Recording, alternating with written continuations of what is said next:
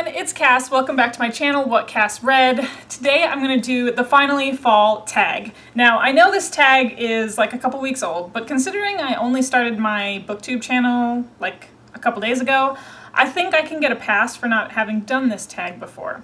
And Molly Reads just did this tag like this week, and she did a blanket like anybody who wants to do this tag that felt like they have missed the boat.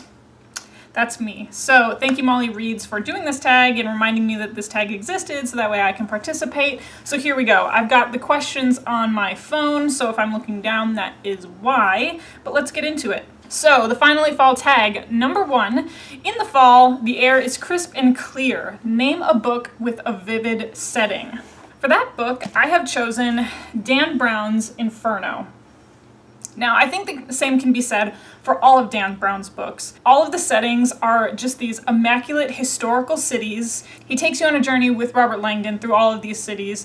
You get just the feel of not only the interior of the museums, but you get a feel for the hustle and bustle and the urgency that each city possesses. This book takes place in both Italy and Turkey. You know, like I said, I find that all of the descriptions in Dan Brown's books to be just incredible, but this one I just loved in particular because I really want to go visit Italy someday, and Dante's Inferno is one of my favorite classical pieces of work. So I felt just particularly drawn to this novel, and as soon as it came out, I had to get it. That's my book with a vivid setting, Dan Brown's Inferno.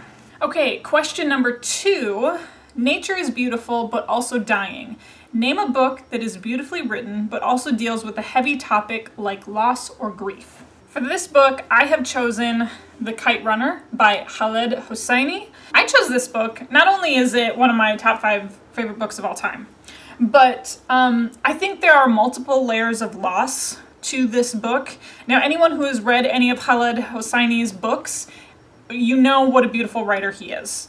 He's one of the most moving authors that I've ever encountered, and I particularly enjoy that his books are in a non-Western setting. Our main character deals with so much loss. He deals with loss of family members. He deals with the loss of a friendship. He deals with the loss of his country. He yearns for a country that actually doesn't exist anymore. And so this is one of the most moving books written about modern Afghanistan that I have ever encountered, and if you've never read The Kite Runner, get on it, you won't regret it. Okay, question number 3 is, fall is back to school season. Share a nonfiction book that taught you something new.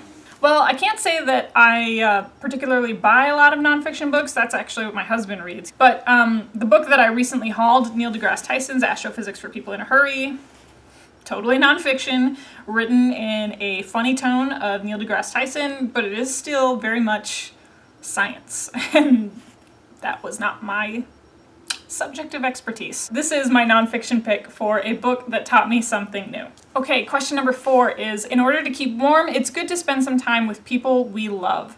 Name a fictional family, household, friend group you'd like to be a part of. I think this is a no-brainer. I pick the Weasley family. There are so many scenes in the Harry Potter series where everybody comes to the Weasleys and it just feels like home. I love, in particular, in book 3, Prisoner of Azkaban, when they're all in Diagon Alley and like their whole family is there and we get to meet new characters, and it just embodied the fact that the Weasleys made the home, not the house made the home. Now, granted, the Burrow is a house that I would like to visit, but the Weasleys made it a home atmosphere, and I just love them. Everybody, I love them. Fred's my favorite. Number 5. The colorful leaves are piling up on the ground. Show us a pile of fall-colored spines. I think I've got a lot of reds, but that's my favorite tone. I live in Texas, so I don't get the red vibrant leaves that I used to when I grew up in Minnesota, but I think I've got it covered, and one darker one, but I'll show you the cover. So I've got Harry Potter and the Deathly Hallows.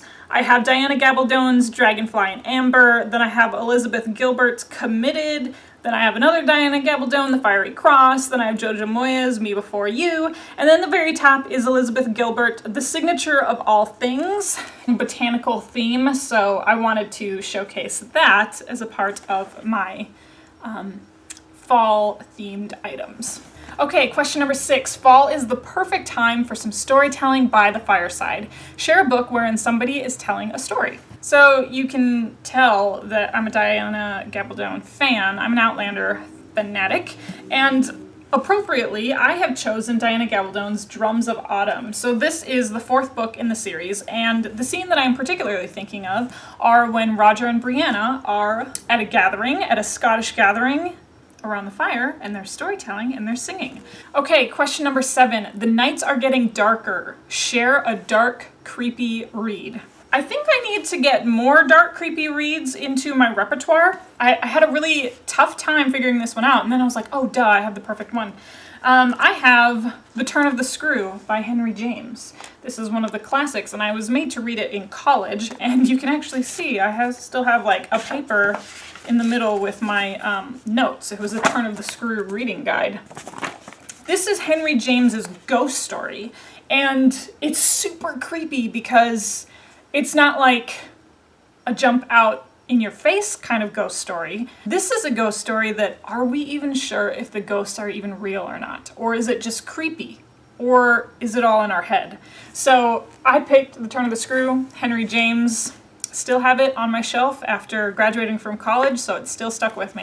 Question number 8. The days are getting colder. Name a short, heartwarming read that could warm up somebody's cold and rainy day. And I actually combined this with question number 9. I probably wasn't supposed to, but whatever. It's my tag. I can do what I want. Number 9 is Fall returns every year. Name an old favorite that you'd like to return to soon. So short, heartwarming read that could warm me up, and an old favorite that I'd like to return to. That is Little House in the Big Woods by Laura Ingalls Wilder. This book just puts a smile on my face. It's about Laura Ingalls, a young girl who's growing up in the big woods of northern Wisconsin. Someone who grew up in Minnesota, just across the border from Wisconsin. I can relate on a very, very deep spiritual level a lot of the things that Laura Ingalls writes about. Just kind of the description of when they're roasting the meat, the description of Christmas and the big house in the woods, and everybody's coming in, and her father's beard has just got snow all over it. All the stuff I relate to on a very, very deep personal level. So this would warm me up on any cold, rainy day, and of course this is a favorite that I could easily whip through in just a leisurely afternoon. Okay, so question number 10, or number 10 says, fall is the perfect time for cozy reading night. Share some of your favorite cozy reading accessories. I don't have them on me. It was actually like in high school I developed this when I would read Harry Potter. Harry Potter was always my go-to series during winter break and during summer break. What can you do? I had this puke orange armchair in my room that was actually one of my grandfather's, and now I don't have it anymore. But that was my reading chair, and it was mine in my room. Nobody else had it. So I would get settled in my puke orange armchair, and then I would make some peanut butter toast and some hot chocolate, get myself situated in my chair, and read some Harry Potter. To this day, hot chocolate and peanut butter toast is still my favorite reading snack. And then number 11, spread the autumn appreciation and tag some people. So I don't actually know a lot of people on BookTube yet. So I'll just do another one of those blanket, if you're watching this, you haven't done the Finally Fall tag and you really want to, go ahead, do the tag. It's a lot of fun. It kind of gets you in the mood. Even though we're kind of approaching on winter, I live in Texas, so it still feels like fall. It actually finally feels like fall for the first time. So anyways, thank you so much for tuning in. If you want to follow me on all of my social media, that'd be great. I'm going to put my Goodreads account down below, and then you can find me on Instagram and Twitter. It's @WhatCastRead, the same as this channel, all one word, so it's super easy to find. And if you're new to my channel, because I'm fairly new, go ahead and hit that like button, subscribe. I'd love to have you name some of your fall favorites so that way I can get caught up and actually learn who some booktubers are. And then of course, you know how these videos end. I'll talk to you later. Bye.